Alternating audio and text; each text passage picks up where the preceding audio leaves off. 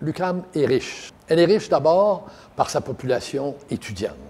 Il y a un corps enseignant très apprécié. Il y a, au plan de la diplomation, 275 000 diplômés. Pour moi, c'est une richesse extraordinaire que cette université soit au centre-ville, au cœur, je dirais, de toute la vie urbaine et des grands enjeux contemporains. En 43 ans, l'UQAM est devenue une grande université de qualité, innovante, rayonnante, riche. Son problème, c'est qu'elle manque de moyens. Parce que la grille de financement est injuste à son égard.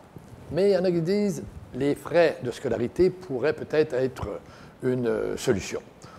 C'est un long débat, mais je dirais trois choses. La première chose, c'est que partout au Canada où on a augmenté les frais de scolarité, ça n'a jamais servi à financer mieux les universités.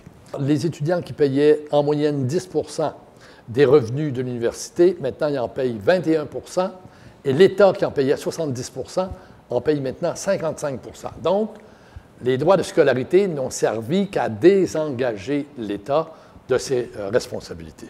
La deuxième chose que je voudrais dire, on nous présente toutes sortes de mécanismes pour la contribution des étudiants, des bourses, des prêts modulés, etc.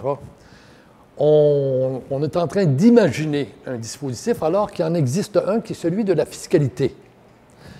Pourquoi ne pas ajuster la fiscalité pour faire en sorte qu'on puisse se rembourser quand les gens sont au travail?